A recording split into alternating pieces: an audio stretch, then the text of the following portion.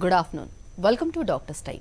Psoriasis దీర్ఘకాలం పాటు బాధించే చర్మ సమస్య. కొందరికి జన్యుపరమైన సమస్యలతో, మరికొందరికి వంశ పారంపర్యంగా వచ్చే వ్యాధి సోరియాసిస్. అలాగే చర్మ సమస్యలు కూడా ఒక్కసారి వస్తే దాని నుంచి అనేక సమస్యలు వస్తుంటాయి. సోరియాసిస్కు ప్రధాన కారణాలేంటి? చర్మ, బొల్లి సమస్యలను ఎలా తగ్గించుకోవాలి? హోమియోపతిలో ఎలాంటి చికిత్స ఉంది? ఇలాంటి మరిన్ని విషయాలు హోమియోకేర్ ఇంటర్నేషనల్ వైద్యులు డాక్టర్ సబితా గారిని అడిగి తెలుసుకుందాం. అలాగే మీరు కాల్ చేసిన నెంబర్లు 0402331680 హలో డాక్టర్, ముందుగా చెప్పండి, అసలు సోరియాసిస్ అంటే ఏంటి, ఎలాంటి రీజన్స్ ఉంటాయి వీటికి? Psoriasis is a non-contagious skin disorder, autoimmune disorder. ఇక్కడ వచ్చేటువంటి స్కిన్ లీజన్స్ అనేది రేజ్డ్ ఎడ్జెస్ ఉంటాయి, అంటే మన స్కిన్ లెవెల్ కంటే కూడా ఎత్తుగా వచ్చినటువంటి లీజన్స్ విత్ స్కేల్స్, అంటే సిల్వరీ స్కేల్స్ అనేది ఫామ్ అవుతూ ఉంటాయి. ఇందులో మెయిన్గా ఆస్పిక్స్ సైన్ అనేది పాజిటివ్గా ఉంటుంది. ఇక్కడ ఈ స్కేల్స్ అనేది పిక్ చేసినప్పుడు కింద భాగంలో ఉన్నటువంటి bloody spots. So this is very peculiar feature for psoriasis. ఇది సోరియాసిస్ అనేది నాన్ కంటేజియస్ కానీ ఆటో ఇమ్యూన్ డిసార్డర్. ఈ ఆటో ఇమ్యూన్ డిసార్డర్లో మెయిన్గా వచ్చేసి వాళ్ళ ఇమ్యూన్ సిస్టంలో చేంజెస్ రావడం వల్ల వాళ్ళ స్కిన్ అనేది 1 టైం ఇంక్రీజ్ అవ్వాల్సినటువంటి స్కిన్ సెల్స్ 10 టైమ్స్ మల్టిప్లై అవుతూ వస్తాయి. దానివల్లనే ఈ యొక్క ప్రాబ్లం వచ్చే అవకాశం ఉంటుంది. సోరియాసిస్ అనేది చాలా రకాలుగా ఉంటాయి. ఒకటి గట్టెడ్ సోరియాసిస్, వెరీ ఎర్లీ స్టేజెస్లో చిన్న పిల్లల్లో కనిపించే అవకాశం ఉంటుంది. ఇది గట్టెడ్ సోరియాసిస్ అనేది ఓన్లీ స్కాల్ప్లో కనిపించే అవకాశం ఉంటుంది, లేదా కొంతమందిలో బాడీ అంతలో కూడా కనిపించే అవకాశం ఉంటుంది. గట్టెడ్ సోరియాసిస్ అనేది రౌండ్ ఎరప్షన్స్ విత్ స్కేల్స్, ఇవి చాలా చిన్నవిగా ఉంటాయి.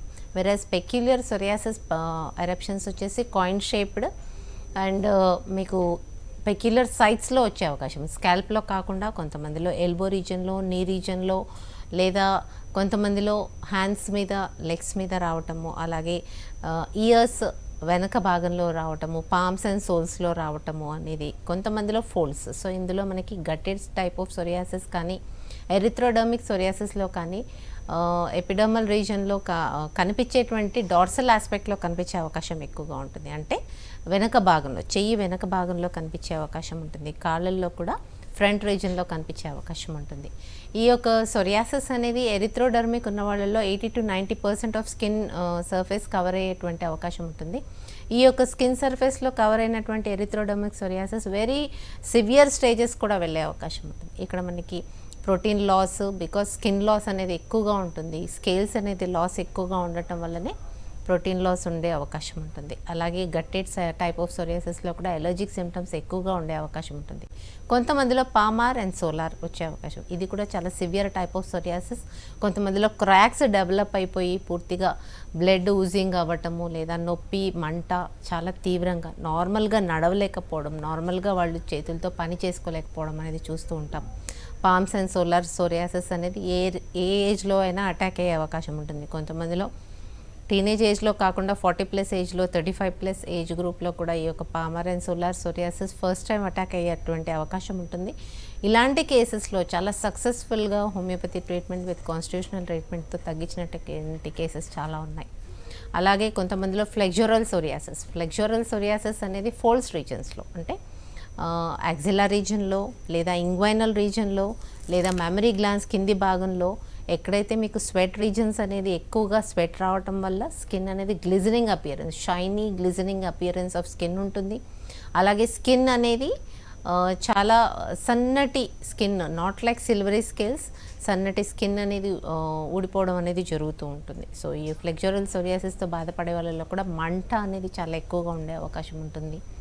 సో సిమ్టమ్స్ సివియారిటీ బట్టి సోరియాసిస్ కొంతమందిలో మైల్డ్లో ఉండే అవకాశం ఉంటుంది, కొంతమందికి సివియర్గా ఉండే అవకాశం ఉంటుంది. So severe type of psoriasis 90 to 80% result ఇచ్చినటువంటి కేసెస్ చాలా ఉన్నాయి, వితౌట్ ఎనీ సైడ్ ఎఫెక్ట్స్. మా యొక్క మెడిసిన్స్ హోమియోపతి కాన్స్టిట్యూషనల్ రెమెడీతో 90% రిలీఫ్ ఇచ్చినటువంటి కేసెస్ చాలా ఉన్నాయి. ఓకే అండి, మెయిన్గా సోరియాసిస్ ఉన్న వాళ్ళ థింగ్స్ వేరే వాళ్ళు యూజ్ చేస్తే కనుక అంటే స్ప్రెడ్ అయ్యే ఛాన్సెస్ ఉందా? It is a non contagious. First word మనం చెప్పింది నాన్ కంటేజియస్, అంటే ఒకరి నుండి ఒకరికి వచ్చేటువంటి అవకాశం లేదు. ఇది ఇన్ఫెక్షన్తో వచ్చినటువంటిది కాదు, కాబట్టి ఇది ఒకరి నుంచి ఒకరికి వచ్చే అవకాశం ఉంటుంది. ఆ అవకాశం ఉండదు. ఫంగల్ ఇన్ఫెక్షన్స్ కానీ, లేదా కొంతమందిలో ఉన్నటువంటి బ్యాక్టీరియల్ ఇన్ఫెక్షన్స్ కానీ ఏమైనా ఉన్నట్టయితే కనుక అవి ఖచ్చితంగా స్ప్రెడ్ అయ్యే అవకాశం ఉంటుంది. But psoriasis is non contagious, auto immune. ఆ యొక్క పర్సన్ ఇమ్యూన్ సిస్టమ్ అనేది చేంజ్ అవ్వటం వల్ల వాళ్ళ యొక్క స్కిన్ మీద యాక్ట్ అవుతూ సెల్స్ అనేది మల్టిప్లై అవ్వడం జరుగుతుంది. దానివల్లనే ఇది హెరిడిటరీ ఫ్యాక్టర్ కూడా ఉంటుంది, ప్రీడిస్పోజింగ్ జెనెటికల్ ఫ్యాక్టర్. ఈ యొక్క జీన్ వల్లనే వాళ్ళ యొక్క బాడీలో ఇది డెవలప్ అయ్యేటువంటి అవకాశం ఉంటుంది. ఓకే అండి, మెయిన్గా సోరియాసిస్ అనేది అంటే ఇంచుమించు అంటే స్కాల్ప్లో ఉన్న డాండ్రఫ్ కూడా ఇంచుమించు ఒకే విధంగా లక్షణాలు కనిపిస్తాయి. అంటే గుర్తుపట్టలేరు కొంతమంది గ్రీజీగా ఉంది అని కూడా చెప్తారు. అంటే ఎలా ఎగ్జామినేషన్ చేయాలి ఒక పేషెంట్? ఎనీ ఫిజిషియన్ ఒక పేషెంట్ క్లినిక్ ప్రజెంట్ అయిన తర్వాత ఎనీ ఫిజిషియన్ క్యాన్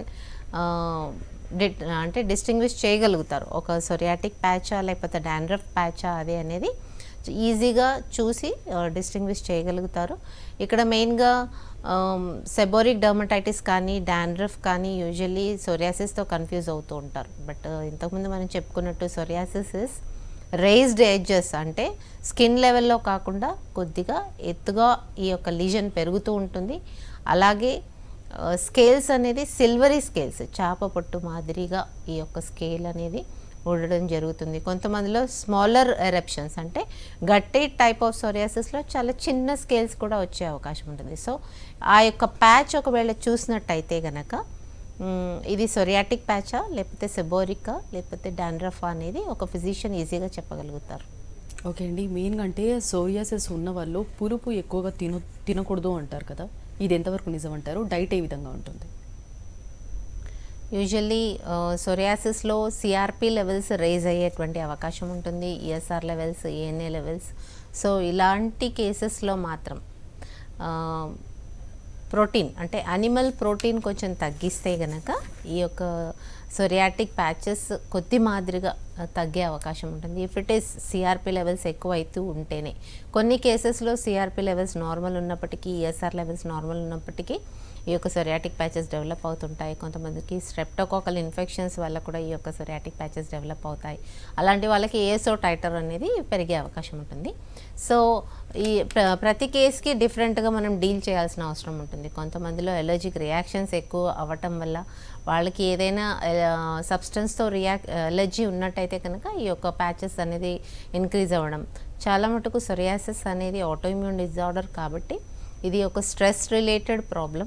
స్ట్రెస్ బాడీలో ఎక్కువ ఉన్నంత వరకు, స్లీప్ తక్కువ ఉన్నా కానీ, స్ట్రెస్ ఎక్కువ ఉన్నా కానీ ఈ యొక్క ప్యాచెస్ ఇంక్రీజ్ అయ్యే అవకాశం ఉంటుంది.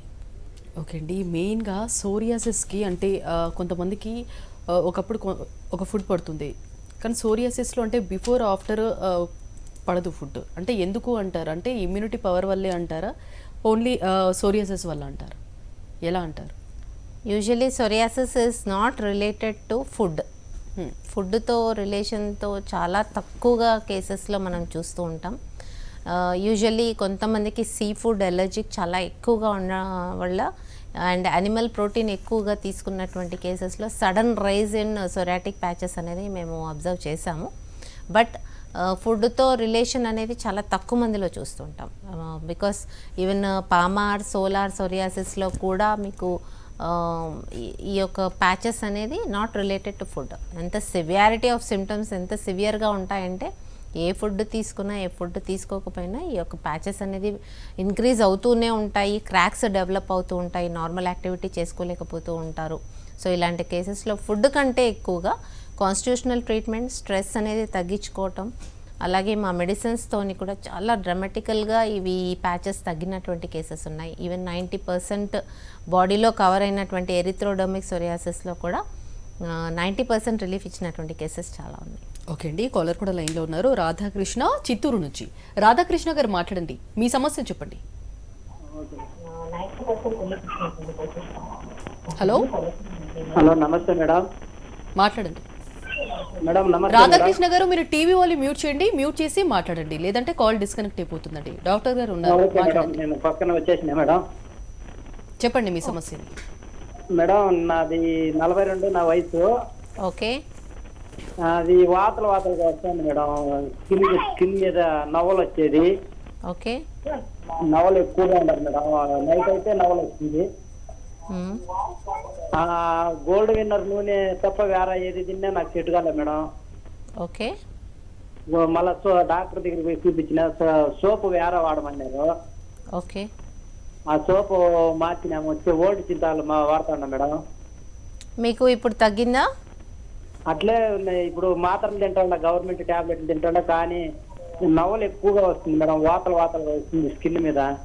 ఓకే. ఇది అర్టికేరియా అంటారు, వాపులాగా రావటము ప్యాచెస్ అనేది. ఎప్పటి నుంచి ఉంది మీకు ఇది? 3-4 నెలలుగా మేడం. 3-4 months నుంచి ఉంది. So very acute case. మీరే చెప్తున్నారు గోధుమ వస్తువులు తింటే పెరుగుతుంది అని. అంటే గ్లూటెన్ రిచ్ ఐటమ్స్ తింటే పెరుగుతూ ఉండే అవకాశం ఉంటుంది. మెయిన్గా అర్టికేరియా అనేది ఫుడ్తో, ఎలర్జిక్ ఐటమ్స్తో, లేదా మీరు కొత్తగా ఏమైనా పర్ఫ్యూమ్స్ కానివ్వండి, లేకపోతే కొత్త ఫుడ్ ఏమైనా మీరు తీసుకున్నట్టయితే కనుక ఎలర్జిక్ రియాక్షన్ కనిపించే అవకాశం ఉంటుంది. మీరు ఈ అర్టికేరియా సిమ్టమ్స్కి కూడా హోమియోపతిలో మంచి మెడిసిన్స్ ఉన్నాయి. నియరెస్ట్ క్లినిక్కి రండి. ఈ అర్టికేరియా చాలా ఈజీగా, తొందరగా తగ్గే అవకాశం ఉంటుంది. పూర్తిగా తగ్గే 100% రిలీఫ్ అవ్వచ్చు. ఓకే అండి. మెయిన్గా అంటే సోరియాసిస్లో అంటే ఇన్వెస్టిగేషన్స్ ఏ విధంగా ఉంటాయి? అంటే లెవెల్స్ని బట్టి ఏమైనా ఉంటుందా సిమ్టమ్స్? యూజువల్లీ సొరియాసిస్లో మనకి డయాగ్నోస్టిక్ ఫీచర్ అంటే ఆ యొక్క ప్యాచ్ చూసిన వెంటనే అది సొరియాసిసా అనేది any physician, any experience physician దాన్ని కనుక్కోవచ్చు. సో దానికి ఇన్వెస్టిగేషన్స్ కూడా ఎక్కువగా మనం తీసుకొని అవసరం లేదు. ఇక్కడ మనకి ప్యాచెస్ అనేది ఎంత సివియారిటీగా ఉంది అండ్ మీరు మెడిసిన్స్ తీసుకున్న తర్వాత ఎంత ర్యాపిడ్గా అవి తగ్గుతున్నాయి లేదా ఎంత ర్యాపిడ్గా పెరుగుతున్నాయి అనేది చూసుకుంటూనే ట్రీట్మెంట్ ఇవ్వడం జరుగుతుంది. ఇక్కడ మనకి సిఆర్పి లెవెల్స్, ఈఎస్ఆర్ లెవెల్స్ చాలా సివియర్ కేసెస్లో, అంటే ఈవెన్ ఆర్ఏ ఫ్యాక్టర్ పాజిటివ్ ఉన్నటువంటి కేసెస్లో, లేదా నీ జాయింట్స్ ఇన్వాల్వ్మెంట్, కొంతమంది సొరియాసిస్ ప్యాచెస్ డెవలప్ అయిన వెంటనే జాయింట్స్ కూడా ఇన్వాల్వ్ అయిపోయి జాయింట్స్ స్వెల్లింగ్ రావటము, వేళ్ళల్లో వాపులు రావటము, ఇవన్నీ కూడా కనిపించే అవకాశం ఉంటుంది. అలాంటి కేసెస్లో ఇమీడియట్గా CRP levels, ESR levels, RA factor, ANA ఇవన్నీ కూడా టెస్ట్ చేయించి ఎంత సివియారిటీ ఉంది, బ్లడ్లో ఇన్ఫెక్షన్ ఎంత సివియారిటీ ఉంది అని చూసుకోవాల్సినటువంటి అవసరం ఉంటుంది. బట్ సొరియాసిస్లో ఇన్ఫెక్షన్ ఉండదు.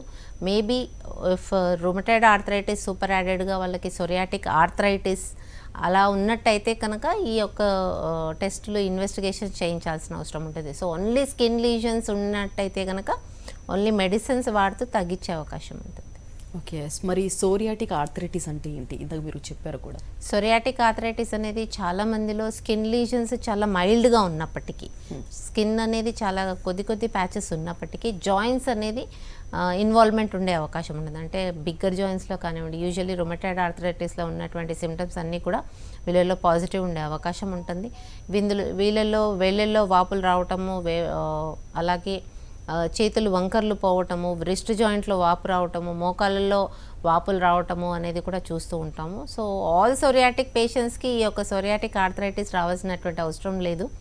వెరీ ఫ్యూ పేషెంట్స్, అంటే ఒక సొరియాటిక్ పేషెంట్స్ ఒకవేళ 100 మంది ఉన్నట్టయితే కనుక అందులో 1-2 పేషెంట్స్లో మాత్రమే ఈ యొక్క ఆర్థరైటిస్ సిమ్టమ్స్ డెవలప్ అయినటువంటి కేసెస్ ఉంటాయి. అలాగే రుమటైడ్ ఆర్థరైటిస్లో కూడా సివియారిటీ అనేది అందరిలో అంత సివియారిటీ ఉండే అవకాశం లేదు. అంటే వంకర్లు వెళ్ళిపోవటం, రిస్ట్ జాయింట్లు నార్మల్ యాక్టివిటీ చేసుకోలేకపోవడం, వాళ్ళు గ్లాస్ కూడా లిఫ్ట్ చేయలేకపోవడం, నార్మల్ యాక్టివిటీ అంటే బెడ్ నుంచి లేచి వాళ్ళు మార్నింగ్ లేచి నార్మల్గా వాకింగ్ కూడా చేయలేనటువంటి పరిస్థితి ఉన్నటువంటి రుమటైడ్ ఆర్థరైటిస్ వాళ్ళు చాలామంది ఉంటారు. బట్ మైల్డ్ కేసెస్ కూడా, అంటే వెరీ మైల్డ్గా ఆర్ఏ ఫ్యాక్టర్ 10 లోపల ఉండాల్సింది 12-15 అలా ఉన్న కేసెస్లో కూడా కొంతమందికి ఈ యొక్క సొరియాటిక్ ప్యాచెస్ కనిపించే అవకాశం ఉంటుంది. దాన్ని మనం సొరియాటిక్ ఆర్థరైటిస్ అంటాం. అలాంటి కేసెస్లోనే ఏఎన్ఏ పాజిటివ్ కూడా ఉండే అవకాశం ఉంటుంది. ఇన్వెస్టిగేటివ్ ప్రొసీజర్లో ఏఎన్ఏ పాజిటివ్ ఉండి జాయింట్స్ ఇన్వాల్వ్మెంట్ ఉన్నట్టయితే కనుక దాన్ని మనం సొరియాటిక్ ఆర్థరైటిస్ అంటాం. మరి మెయిన్గా అంటే గట్టెడ్ సోరియాసిస్ అనేది అంటే ఎవరిలో ఎక్కువ చూడొచ్చు? దట్టు రూట్ కాజ్ ఉండే అవకాశం ఉందా వీటిలో? యూజువల్లీ ఏసో టైటర్ నార్మల్ కాకుండా కొద్దిగా రేజ్డ్ ఉన్న వాళ్ళలో, 200 అబవ్ ఉన్న వాళ్ళలో, స్ట్రెప్టోకాకల్ ఇన్ఫెక్షన్స్ ఉన్న వాళ్ళలో గట్టెడ్ సోరియాసిస్ కనిపించినటువంటి కేసెస్ చాలా ఉన్నాయి. ఈ యొక్క గట్టెడ్ సోరియాసిస్ అనేది కొద్ది మందిలో ఒక 3-4 ఇయర్స్ బాధపడి ఆ తర్వాత తగ్గిపోయినటువంటి కేసెస్ ఉంటాయి. లేదా కొంతమందిలో ఈ యొక్క గట్టెడ్ psoriasis May convert into erythrodermic psoriasis. Severity of psoriasis అనేది పెరిగే అవకాశం ఉంటుంది. పర్సన్ టు పర్సన్ వేరీ అయ్యే అవకాశం ఉంటుంది. సో గట్టెడ్ టైప్ ఆఫ్ సోరియాసిస్తో బాధపడేటువంటి పేషెంట్స్ ఇమీడియట్గా హోమియోపతి ట్రీట్మెంట్ తీసుకోండి. మీకు కాన్స్టిట్యూషనల్ ట్రీట్మెంట్ తీసుకున్నట్టయితే కనుక ఇంకా స్ప్రెడ్ అవ్వకుండా, ఇంకా ఎక్కువ ప్యాచెస్ రాకుండా ఉండే అవకాశం ఉంటుంది. మరి బొల్లి అంటే ఏంటి? రీజన్స్ ఎలా ఉంటాయి వీటికి?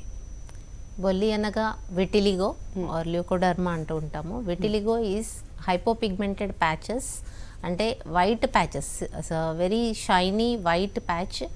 ఈ యొక్క ప్యాచ్లో మెలనిన్ పిగ్మెంటేషన్ అనేది పూర్తిగా ప్రొడక్షన్ అనేది ఆగిపోవడం. సో మెలనిన్ పిగ్మెంటేషన్ లేకపోవడం వల్ల అది ఒక ప్యాచ్ అనేది వైట్గా కనిపించే అవకాశం ఉంటుంది. ఇది మెయిన్గా ఎక్కువగా పేషెంట్స్కి వెరీ పెక్యులియర్ సైట్స్లో డెవలప్ అయ్యేటువంటి అవకాశం ఉంటుంది. అంటే లిప్స్లో ఎక్కువగా మ్యూకో క్యూటేనియస్ జంక్షన్స్ అంటూ ఉంటాం. అంటే కన్ను అరౌండ్ ఇన్ అండ్ అరౌండ్ కన్ను భాగంలో ఉండే అవకాశం ఉంటుంది. ముక్కు నాస్ట్రిల్స్ కింది భాగంలో వచ్చేటువంటి కేసెస్ ఉంటాయి. అలాగే ఇయర్ దగ్గర వచ్చే అవకాశం ఉంటుంది. అలాగే లిప్స్ మీద వచ్చేటువంటి అవకాశం ఉంటుంది. కొంతమందిలో జెనటో యూరినరీ ట్రాక్ట్ దగ్గర కూడా ఈ యొక్క విటిలిగో డెవలప్ అయినటువంటి కేసెస్ చాలా ఉంటాయి. అలాగే యానల్ రీజన్స్లో. బట్ కొంతమందిలో ఈ యొక్క బోనీ ప్రామినెన్సెస్ ఉన్నటువంటి కేసెస్లో కూడా అక్కడ కూడా స్కిన్ అనేది చాలా పల్చటిగా ఉంటుంది. కాబట్టి అక్కడ మెలనిన్ పిగ్మెంటేషన్ తగ్గిన వెంటనే ఆ యొక్క స్కిన్ అనేది వైట్గా కనిపించే అవకాశం ఉంటుంది. సో ఈ యొక్క ప్రాబ్లం అనేది వెరీ స్టార్టింగ్ స్టేజెస్లో ఎక్కువ మటుకు ఫేస్ మీద కన్ను ఇతర రౌండ్గా కనిపించే అవకాశం ఉంటుంది. రెప్పల ఇరువైపులా కనిపించే అవకాశం ఉంటుంది. సో కొంచెం ఏరియాలో కనిపించిన వెంటనే ట్రీట్మెంట్ తీసుకున్నట్టయితే కనుక ఇది 100% రిలీఫ్ ఇచ్చేటువంటి అవకాశం ఉంటుంది. ఇది చాలా స్ప్రెడ్ అయిపోయిన తర్వాత 80 to 90% బాడీలో కవర్ అయిపోయిన తర్వాత మెలనిన్ పిగ్మెంటేషన్ ప్రొడక్షన్ అనేది చాలా కష్టంగా ఉండే అవకాశం ఉంటుంది. సో యాజ్ సూన్ యాజ్ చిన్న ప్యాచెస్ కనిపించిన వెంటనే రెడ్డి హోమియోపతిలో ఇది 100% రిలీఫ్ వచ్చే అవకాశం ఉంటుంది. అలాగే ఈ యొక్క విటిలిగో డెవలప్ అయినటువంటి కేసెస్లో చాలామందిలో ఎటువంటి ప్రాబ్లం లేకపోయినప్పటికీ ఇది ఒక స్ట్రెస్ కానీ బికాస్ ఇడియోపతిక్ రీజన్ అంటూ ఉంటాం. సో ఏ రీజన్ లేకుండానే ఈ విటిలిగో డెవలప్ అయినటువంటి కేసెసే ఎక్కువగా ఉంటాయి.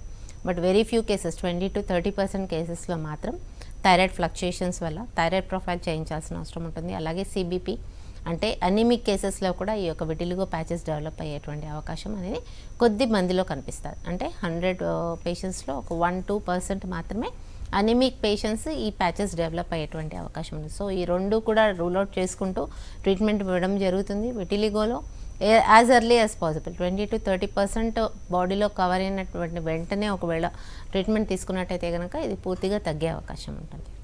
రూట్ కోజ్ ఉండే అవకాశం ఉందంటారా దీనికి? Idiopathic, no reason for that. Stress అని అంటారు, but it is not at all stress. It is melanin pigmentation తగ్గిపోవడానికి గల కారణం వచ్చేసి మెయిన్గా thyroid fluctuations or anaemic conditions or without any reason. ఫ్యామిలీలో ఉండేటువంటి అవకాశం ఎక్కువగా ఉంటాయి. హెరిడిటరీ ఫ్యాక్టర్ చాలా ఇంపార్టెంట్ ప్లే రోల్ చేస్తుంది. ఒకవేళ ఒక పేరెంట్కి ఉన్నట్టయితే కనుక 4 సిబ్లింగ్స్లో 4 ఇష్యూస్లో 1 ఇష్యూకి వచ్చే అవకాశం ఉంటుంది. లేదా ఇద్దరు పేరెంట్స్కి ఉన్నట్టయితే కనుక ఛాన్సెస్ అనేది పెరిగే అవకాశం. ఓకే, ఇది కాంప్లికేటెడ్ అంటారా? యూజువల్లీ దీంట్లో కాంప్లికేషన్స్ అనేది విటిలిగోలో చాలా తక్కువగా. Vitiligo only skin disorder. ఇక్కడ స్కిన్లో మనకి కాస్మెటిక్ ప్రాబ్లం తప్ప వేరే ప్రాబ్లం అనేది ఎక్కువగా కనిపించే అవకాశం ఉండదు. But when they expose to sun, మనకి మెలనిన్ పిగ్మెంటేషన్ అనేది ఏంటి అంటే when you expose to sun, ఈ యొక్క మెలనిన్ పిగ్మెంటేషన్ ప్రొడక్షన్ వల్ల మన ఇన్నర్ రీజన్లో ఉన్నటువంటి స్కిన్ అనేది డ్యామేజ్ కాకుండా చూసుకునే అవకాశం ఉంటుంది. So when this melanin pigmentation అనేది పూర్తిగా డిస్ట్రాయ్ అయిపోయిన తర్వాత విటిలిగో ప్యాచెస్ ఉన్నవాళ్ళు లేదా వెరీ పేల్ స్కిన్ పూర్తిగా ఉన్న వాళ్ళల్లో స్కిన్ ఎక్స్పోజర్ వల్ల స్కిన్ ఇరిటేట్ అయ్యే అవకాశం ఉంటుంది. కొంతమందిలో లీజన్స్, అల్సర్స్ కూడా ఫామ్ అయినటువంటి వెరీ రేర్ కేసెస్, అంటే 1000లో 1 పేషెంట్కి ఈ యొక్క లీజన్స్ ఫామ్ అవ్వటం అనేది చూస్తూ ఉంటాం. బట్ ఈ విటిలిగో ఆర్ పూర్తిగా బాడీలో విటిలిగో ప్యాచెస్ ఉన్న వాళ్ళలో కూడా ఏమీ సిమ్టమ్స్ లేకుండా కూడా ఉండే అవకాశం ఉంటుంది. మరి ఏమీ సిమ్టమ్స్ లేనప్పుడు అంటే కాంప్లికేటెడ్ అని ఎలా తెలుసుకోవాలి patient? It is not complication, it is only cosmetic problem. మనకి ఫేస్ మీద వైట్ ప్యాచెస్ వచ్చినప్పుడు it is a cosmetic problem. కొంచెం రీజన్ అంతా కూడా బ్లాక్ ప్యాచెస్ ఉండడం, కొంచెం ప్యాచెస్ వైట్గా ఉండటం, ఇట్ ఈస్ అ కాస్మెటిక్. చూసినప్పుడు ఇబ్బందిగా కనిపించటం అనేది చూస్తూ ఉంటాం. సో విటిలిగో అనేది మెయిన్గా వచ్చేది ఫేస్ మీదే, ఫస్ట్ అపీరెన్స్ వచ్చేది ఫేస్ మీదే. Very few patients we have seen for fingers.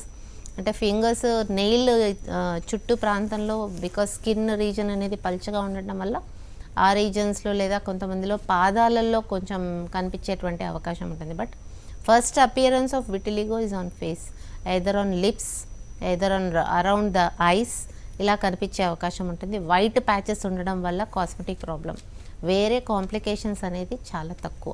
Okay అండి, కాలర్ కూడా లైన్లో ఉన్నారు. సారిక హైదరాబాద్ నుంచి. సారిక గారు మాట్లాడండి, మీ సమస్యను చెప్పండి. నమస్తే డాక్టర్. నమస్తే, చెప్పండి. నాకు మా ఫాదర్కి మా మదర్కి సోరియాసిస్ ప్రాబ్లం ఉంది. ఓకే,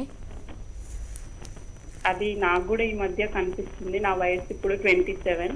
ఓకే, ఫేస్ పైన అంటే హెయిర్కి ఫేస్కి మధ్యలో కొద్దిగా అక్కడక్కడ డాట్ లాగా కనిపిస్తుంది.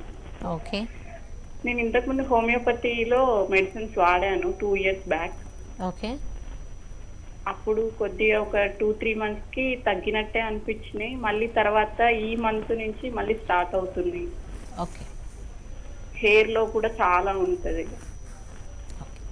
సోరియాసిస్ బికాస్ జెనెటికల్లీ ప్రీడిస్పోజ్డ్ కాబట్టి మీకు చాలా క్లియర్గా చెప్తున్నారు, పేరెంట్స్ ఇద్దరికీ కూడా ఉంది అని చెప్తున్నారు. సో మీరు ఏం చేయండి అంటే ఇమ్మీడియట్గా ట్రీట్మెంట్ స్టార్ట్ చేయండి. సివియారిటీ తగ్గే అవకాశం ఉంటుంది, బట్ 100% కాకపోయినా మీకున్నటువంటి లీజన్స్ 80 to 90% తగ్గించేటువంటి అవకాశం హోమియోపతి మెడిసిన్స్తో సాధ్యమవుతుంది. వెరీ ఫ్యూ లీజన్స్ ఉన్నప్పటికీ మైల్డ్గా ఉంటే మీకు ఏ కాంప్లికేషన్స్ ఉండవు, ఏ ఒక్క ప్రాబ్లం ఉండే అవకాశం ఉండదు.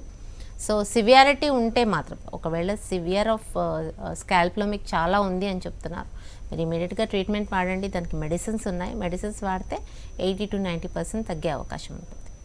ఓకే, మెయిన్గా బొల్లిలో చూసుకుంటే కనుక అదర్ కాంప్లికేషన్ అంటే ఇందాక మీరు మాట్లాడుతూ ఆల్రెడీ థైరాయిడ్ ఫ్లక్చువేషన్ ఉన్నప్పుడు అంటే ప్రిస్క్రిప్షన్ ఇన్ కేస్ తీసుకుంటే హోమియోపతిలో ఏమైనా బ్యాలెన్స్ చేయాలా రెండింటికి?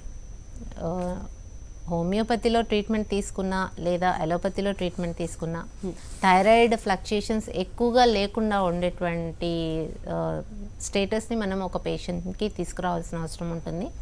టీఎస్హెచ్ లెవెల్స్ నార్మల్గా లేనట్టయితే కనుక స్కిన్ డ్రైనెస్ డెవలప్ అవ్వడం, అనీమియా డెవలప్ అవ్వడం, పోస్ట్ కాంప్లికేషన్స్ ఆఫ్ థైరాయిడ్, ఇవన్నీ.